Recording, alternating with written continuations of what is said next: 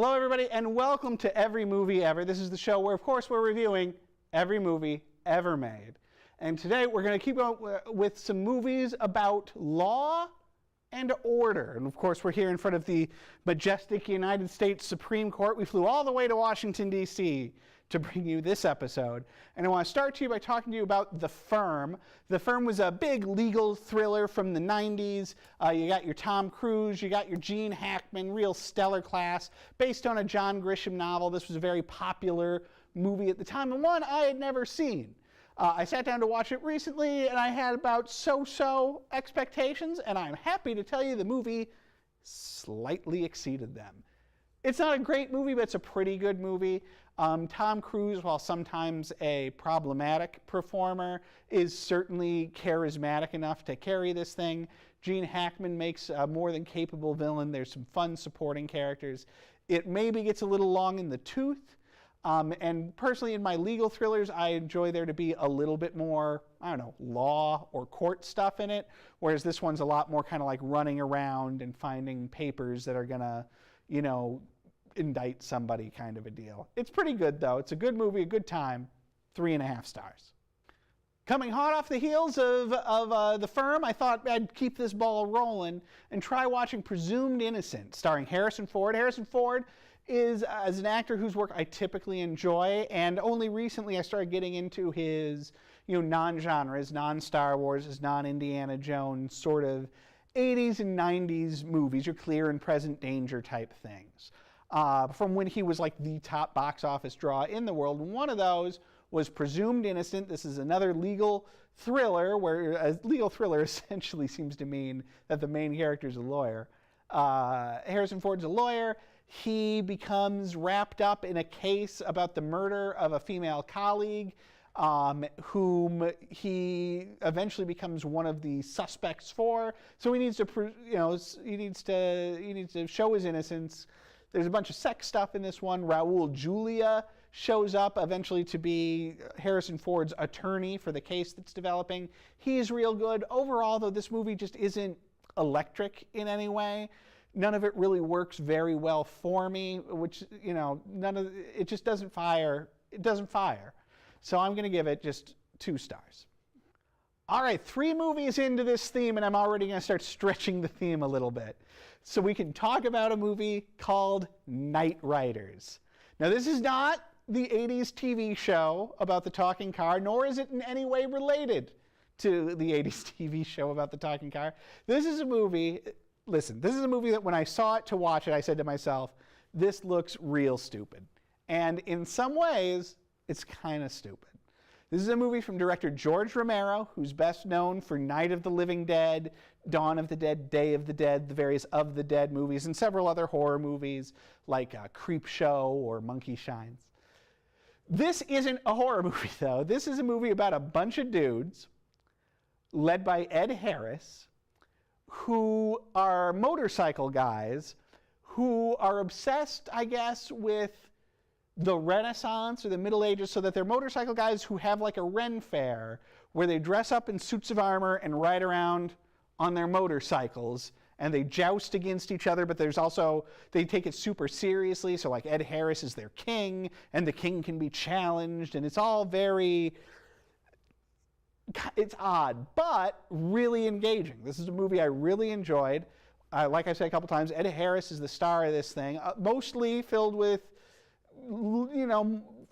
faces that are slightly familiar. Probably the second most famous person in it is Tom Savini, the special effects makeup artist and sometime actor. He's the main rival for Ed Harris's crown. I kind of can't believe some of the stuff I'm saying about this movie. But this is clearly a very personal movie about Romero. And he has very clearly set up a movie that's about a bunch about outsiders. About a group of people who are doing a thing that people enjoy to watch, but which is extremely personal to the people on the inside, the actual jousters, and very meaningful to them in a way that the people outside don't understand. So I think what you have here is a real metaphor for Romero and his friends and their independent movie making. That said, it's a pretty odd metaphor, but one that is nonetheless super engaging for its weirdness. It was a movie that, like I say, I started watching thinking it was going to be real doofy, and by the end of it, I liked it a whole lot, and so I'm going to give Knight Riders a surprising 4 stars. Now, on the other side of that coin is Ninja 3, The Domination. Now, I have been wanting to see this movie for a while. This is a movie from Canon, the producers of various of the Death Wish sequels and, a bunch of real 80s B-movie type pictures. They had also done the other 2 movies in the Ninja series, Enter the Ninja and Revenge of the Ninja. Ninja 3 has nothing to do with either of those 2 movies. Here's the plot of Ninja 3. Lucinda Dickey, who, if you know her at all, you know her as the female lead of Breakin' and Breakin' 2 Electric Boogaloo, 2 absolute B-movie classics. Lucinda Dickey is a, aerobics instructor or something, who is wandering around one day and comes across the body of a dying ninja. Now, the first 20 minutes of this movie are about a ninja fighting the police force, so like 30 police officers, and getting shot multiple times before he's finally brought down and encounters said Lucinda Dickey. He then transfers his soul into Lucinda Dickey, so that at night, Dickey becomes possessed by the spirit of the ninja, throws on a ninja outfit, and goes out murdering the dudes what murdered the ninja. It is insane. In typical Canon fashion, they took things that were popular, namely ninjas and exorcist type movies, and they smushed them together. And it makes no sense, but oh my goodness, did I love it. This is a movie that you turn on to watch because it's stupid, and it is stupid, but it is so stupid that it's spectacular. Like, this one comes all the way around into the so bad it's, saying so bad it's good doesn't even cover it. This was a movie I loved. It was directed by Sam Firstenberg, who also directed Breakin' 2 Electric Boogaloo. And believe it or not, this movie came out before either one of the Breakin', or was at least made, I think it came out later, but was made before either of the Breakin' movies. It is spectacular, it is violent, it is nonsensical. The whole thing is a wash in 80s neon and bizarreness. It must be seen to be believed. If you were anything like me, you need to stop what you're doing, find a copy of Ninja 3, put it on right now. It is a big 4 stars. Now here's a real honest-to-goodness crime spectacle. Let's talk Jackie Brown. In some way, a somewhat, I think, forgotten Tarantino movie, at least among the general public, but no less a great one. This is a movie that follows the eponymous Jackie Brown, who is a stewardess who has been smuggling drugs home for a drug dealer played by Samuel L. Jackson for years. The police catch her, and they try to get her to turn on Samuel L. Jackson by going and picking up the drugs again so that they can follow her. And, she's going to bring drugs to somebody and get money and bring the money back to Samuel, but they're going to follow her to Samuel so they can arrest Samuel, but then presumably she gets off the hook. It's not super complicated. If you're watching the movie, what this is, it's a heist movie. And that third act climax where we see the heist, and we see the heist kind of from 3 different points of view, is phenomenal. The lead up to it is kind of a slow burn, but that tends to be Tarantino's style. This is perhaps not as flashy a movie as a Pulp Fiction or a Kill Bill. And it doesn't have the sort of, the trappings of his later movies, his Inglourious Basterds, Django, Hateful Eight, these historical movies that he's been making. This is a very much of the moment sort of neo-noir, neo-blaxploitation picture that relies on Tarantino's terrific directing, and terrific cast. So you've got Pam Grier as Jackie Brown. Like I said, Samuel Jackson's in this. Michael Keaton is in this. Big shout outs, though, to Robert Forster, who plays the bail bondsman, who is smarter than you think he is, and who gets involved on Jackie's side of this heist. and Bridget Fonda as the sort of bimbo California surfer girlfriend of Samuel L. Jackson, who turns in a really well-shaded and terrific performance, much more than you would think a character like that would have. This is a great movie if you have kind of forgotten about it or ignored it or haven't seen it in a long time, which, to be honest, I kind of had. It really deserves a rewatch. Really great movie. 4 stars. For a few years now, a movie called The Miami Connection has been sort of the new hotness in the world of So Bad It's Good. It was the story of its discovery is pretty cool. It's a movie that was made in the 80s and then just immediately forgotten. The guys at Alamo Drafthouse bought a 35mm print of the movie in an eBay auction with some other movies. They do a thing where they regularly just string these films up and start showing them to crowds to see what the crowd thinks. Crowd went bananas over Miami Connection, and Alamo put together its first big release ever.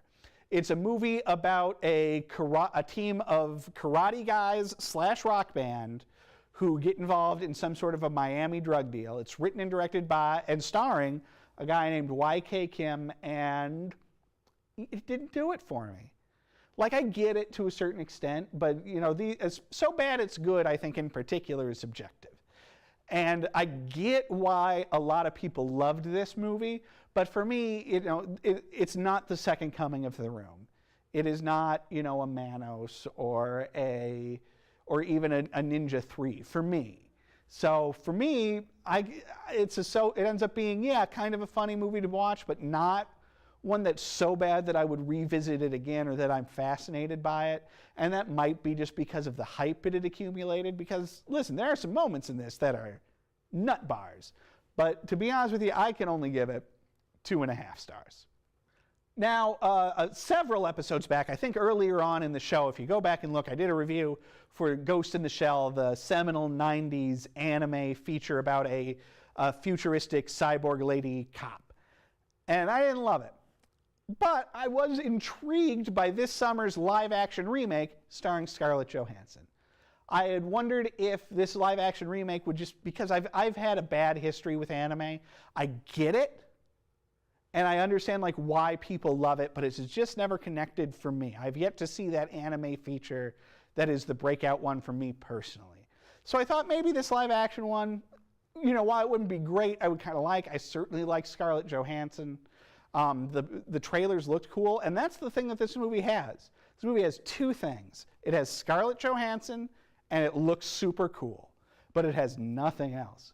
I mean, even if you can set aside the whole whitewashing scandal of this movie, where all of the Asian characters, including the main one that Scarlett Johansson plays, are played by white people, which is weird and not good, right?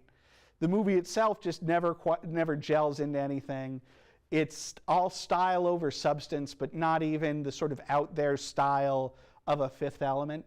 This is a movie that is a very post-Blade Runner future that, with Blade Runner out there, and even the new Blade Runner, it's just it's neat looking, but we've seen it. So like I said, this movie's got 2 things. It's got Scarlett Johansson, who's, pretty good, and it looks pretty cool. So I'm going to give it a star each for each of those 2 things and give it 2 stars. Recently, I finally got around to seeing The Unholy 3. This is a movie from the 1930s, and if you've never heard of it, this is the only Lon Chaney movie with sound. Lon Chaney, the famous man of 1,000 faces. He played the Phantom of the Opera, the Hunchback of Notre Dame. He would put on all this makeup to look like different people. He's a phenomenal silent actor.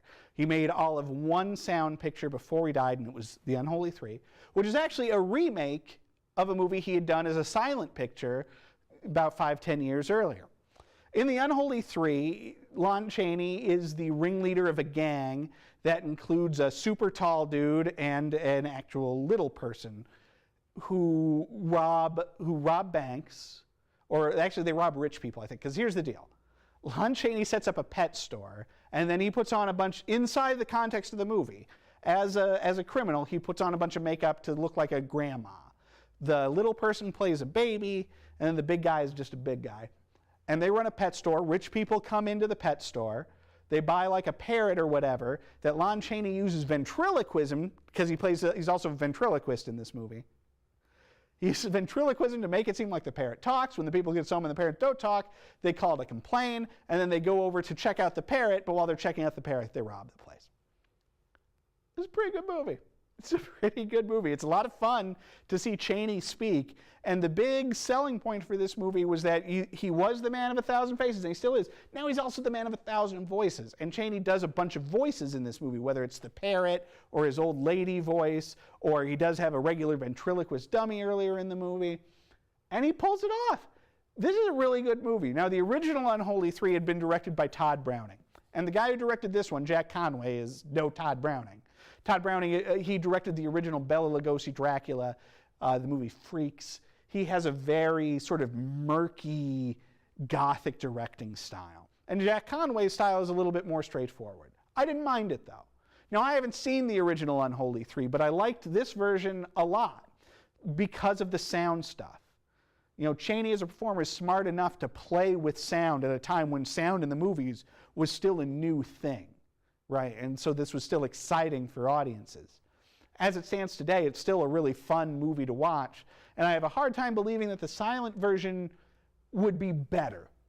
Although, like Browning, I'm certainly a fan of his direction, so I'd be interested to see what he does with it, and I wish he had directed this one, but as it stands, it's a very good movie. I think it's worth seeing. 3.5 stars. Rough Night was a movie from another movie from this past summer, another Scarlett Johansson movie. And another one that did not do very well. And while I got that with Ghost in the Shell, which we talked about earlier, I kind of don't with Rough Night. Rough Night was a fun movie. It's a riff sort of on the Bachelorette formula, where Scarlett Johansson and her girlfriends go out for a big bachelorette in Miami, and yep, you guessed it, they kill a stripper, and then they have to deal with the fallout from that. Scarlett Johansson's really fun in it. Kate McKinnon is a sort of unnecessarily Australian character. Why either get an Australian person, or why is Kate McKinnon? It's an odd choice, but she's pretty funny throughout. Ilana Glazer is super funny. The rest of the cast is really fun. This is including Zoe Kravitz. This is a really fun movie that got ignored at the box office, seems to have gotten ignored on rental, and didn't get great reviews, but I think is worthwhile. You know, I think if you've enjoyed, other recent female-centric comedy like Bridesmaids, I mean, this isn't quite at that level, but I thought Rough Night was a fun movie worth seeing. 3.5 stars. Now, Netflix, we talk about Netflix a fair amount on this show because if you have Netflix, you watch stuff on Netflix. And one of the smart things Netflix has been doing lately has been branching out into original movies. So not just TV shows, now Netflix is buying up movies that they're either producing themselves, or when a movie comes to market, an independent movie that is looking for someone to distribute it, they snap it up and distribute it. A recent one of these is Gerald's Game. Gerald's Game is based on a Stephen King story, and it stars Carla Gugino, who I love. I wish she did more stuff. I think Carla Gugino is the greatest. And Bruce Greenwood, who's, pretty good. They're a couple who go to a nice cabin out in the wilderness to reconnect as a couple. And because Bruce Greenwood is a guy, he thinks that the way for them to reconnect is to reconnect sexily and to use handcuffs. And so he handcuffs Carla Gugino to a bed. And then Bruce Greenwood dies. He has like a heart attack and drops dead. And so the movie becomes a survival picture about Carla Gugino being chained to this bedstand and needing to live. And that part of it is super engaging. It's very easy to put yourself in her shoes and try and watch her and try and figure out how can she escape. And I know the ways that you're thinking, well, why don't you do this or this? The movie addresses very quickly. It feels very real. But it adds a surreal element to it wherein Carla Gugino talks to visions of both herself and her deceased husband as sort of devil and angel characters, so that you're not just, so that it's not a 2-hour monologue, right? So that you get some interaction. And there are all sorts of other threats going on in the movie, like a stray dog that finds its way into the house. It's a super engaging movie that I got really caught up in a way that I thought, I wouldn't. That I thought this would be maybe an okay movie, or actually kind of a creepy movie, or maybe a boring movie. But I did think it was really engaging. I liked it a lot. The big flaw of it, though, comes at the end. So at the end of the movie, she either escapes or she doesn't, right? And that seems like it should be the end of the movie. But then there's another 15 minutes of movie where they explain how this one hallucination she had wasn't a hallucination, and then there's a court case about that hallucination. So that feels really tacked on and unnecessary, and the movie lost me hard there. But everything up until then I really enjoyed. So on the balance, I think you should see it, and on the balance I'm going to give it 3.5 stars. So let's finish up today with Duel. This is Steven Spielberg's first movie, originally produced as a TV movie and then fleshed out to play in cinemas and be feature length. This is one I have been meaning to see for years, and when it was on Svengoolie recently, which is the show on MeTV, which is a horror movie host show wherein a guy in ghoul makeup shows you a movie, I got excited because it was an excuse to watch Svengoolie, and it was an excuse to watch Duel. So I put it on, and Duel is fine. There are hints of Spielberg's greatness to come. There's a lot of stuff he does in it that's very cool. The story is about a regular kind of nebbishy guy who is driving across the highway to some sort of business meeting, and he angers a semi-truck driver. And then the next hour and a half of the movie is the semi-truck driver chasing him and trying to run him off the road. There's some really cool sequences in this one where the semi-truck driver is trying to kill our main character. The problems with the movie really come from its TV movie format. That the pacing just doesn't feel right. Because it's a movie that's made for commercial breaks and then sort of expanded, I don't know, I feel like maybe to see the unexpanded version, the original TV version, might have worked better for me. Because as it was, this movie felt like it had a lot of fat to it.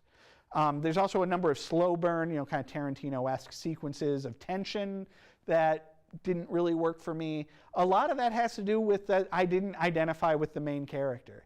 He's an okay guy, but he's not a great or really sympathetic main character. I think if you maybe did the same movie but with a family in the car, that might have been more engaging and exciting. As it is, though, it's a good movie. I'm not saying it's not. It just didn't grab me like I really wanted it to. So that's why I'm going to give Duel 3 stars. So those are our movies for this week. The overall verdicts, well, you've got to go back and look at those reviews, I guess. Some are good, some are bad. That's how, hey folks, I just blew this whole thing wide open. We have figured out how a movie review show works. Some of the movies are good, and some of them are bad. Yes, sir. So that's it for this episode of Every Movie Ever. Join us next time when we will once again try to review every movie ever made.